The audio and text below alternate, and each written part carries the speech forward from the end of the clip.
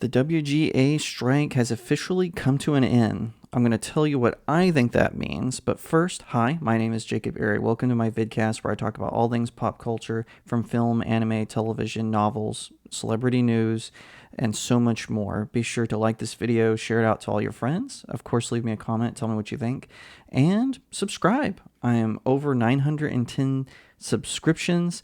I just need 90 more or so, give or take. I haven't checked the update, but I just need a little around 90 to get to my goal of 1,000. And once I do, I'm going to do an Ask Me Anything live stream where I'll be taking questions from the YouTube chat. So any and all clicks of that subscription button really helps me out. All right.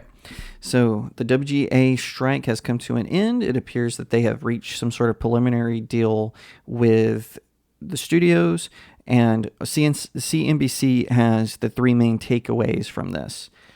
Hollywood scribes initiated a work stoppage in early May as negotiations broke down with studios including Disney, Paramount, Universal, and Warner Brothers Discovery. Talks between the Writers Guild of America and the Alliance of Motion Picture and Television Producers resumed last week after months of starts and stop, and they are still drafting the final contract language. So we don't know the terms of the deal. I do know the only thing that the WGA has said is that it does have to do with residual dues as well as AI, protections from AI. So we don't know what they're saying. And I actually didn't mind them being on strike. Why? Because we didn't have to hear from those obnoxious late night hosts. Stephen Colbert, Jimmy Kimmel, Jimmy Fallon, Seth Meyers, they all went on strike in solidarity with the writers. But I was kind of chuckling because then they immediately did this live stream with one another. So they canceled all their shows in solidarity, but then they did a live stream with all of them, which no one watched. Because no one cares about them. Late night is dead, except on the Blaze where you have Normal World. That's about the only place where you can find like quality comedy entertainment. That's, when you put the kids to bed type stuff. Anyway, I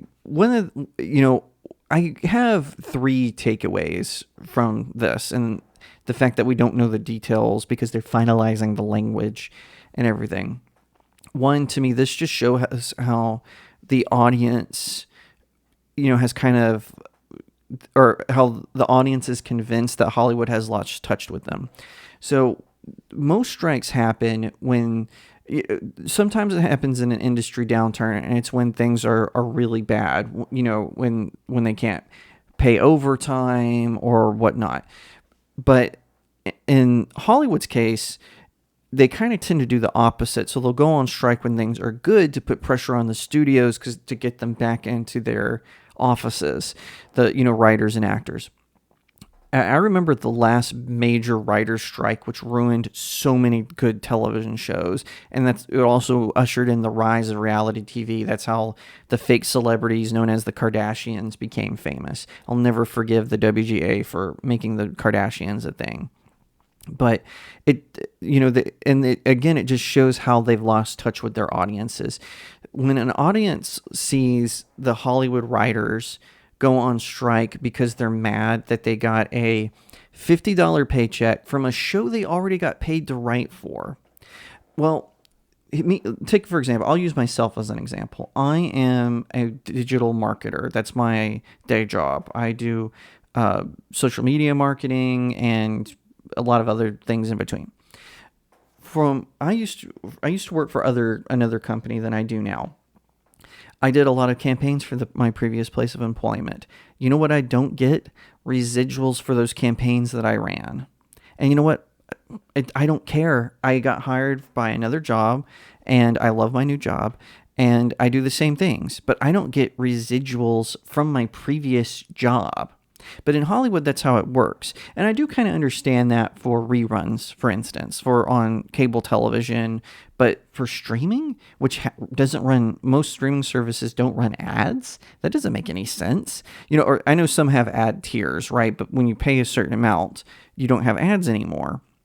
And it seems a little out of touch with just your average blue-collar American worker. And I hate to break it to the Hollywood strikers.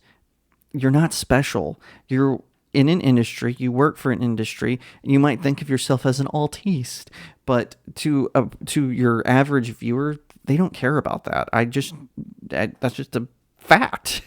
And the second takeaway is I don't think Hollywood actually cleaned house. So we were hearing things about certain projects being canceled, particularly at Disney. Disney's been really embroiled in a lot of hot button issues. So as Warner Brothers, they've kind of kept themselves below the fray because Disney just inserted themselves thanks to Iger's really poor leadership as of late. I'm not saying he was a poor leader all the time, but as of late, he was a really poor leader of Disney. He has been. And, I don't think they're going to clean house. I think some projects got canceled, but it was projects that were already circling the drain anyway.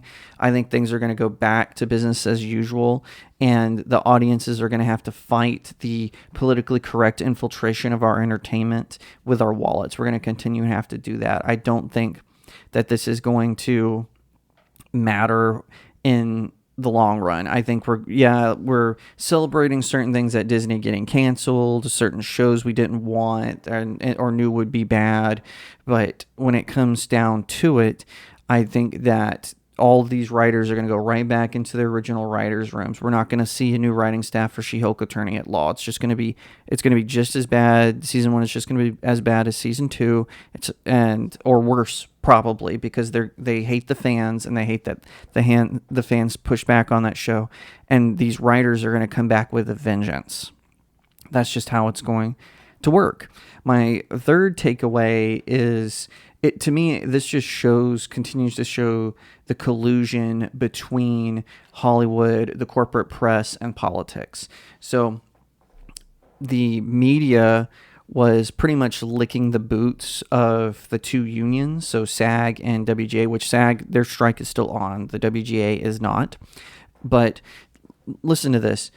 Joe Biden, who fell asleep at a memorial service for the victims of the fires in Hawaii, who has yet to visit East Palestine, who refuses to go down to our southern border and address the border crisis, who won't go to any of the cities where crime is rapidly increasing, whose DOJ is prosecuting people they don't like. He doesn't have any time to mess with that. What does he do? He comments on the WGA strike ending. Absolutely ridiculous.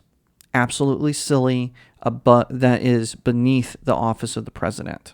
Now, yes, I know he's a Democrat. They're pro-union, pro-mafia front and communist infiltration nest. I get it. But when it comes to it, we saw Hollywood, which the majority give money to Democrat candidates. The media kiss their boots, especially Deadline. Oh my gosh. Deadline might as well have just changed its name to the WGA SAG alert system. They were so pathetic. Not once questioning the motives like independent commentators like myself are doing. And then when Biden makes a statement on it, they promote that statement. It just goes to show you that tragic pipeline, that insider circle that you're not a part of, that I'm not a part of. We're left out of the club, guys and gals. We are completely tossed out. So yeah, those are my 3 takeaways. Hollywood is out of touch with its audience and will continue to be out of touch. Their studios are not going to clean house. It's just going to go back to business as normal. And the pipeline between the entertainment industry, the corporate press, and politics is alive and well as ever before. Thank you so much for watching this video. I hope that you'll give it a thumbs up, that you'll leave me a comment, tell me what you think, that you'll share it out with your friends, and of course, consider subscribing to StudioJake. I cover all kinds of nerd and pop culture topics, including film, television, anime, comic books, and so much more. I hope that you'll also head over to my main website, StudioJakeMedia.com, where I have even more news, views, and commentary.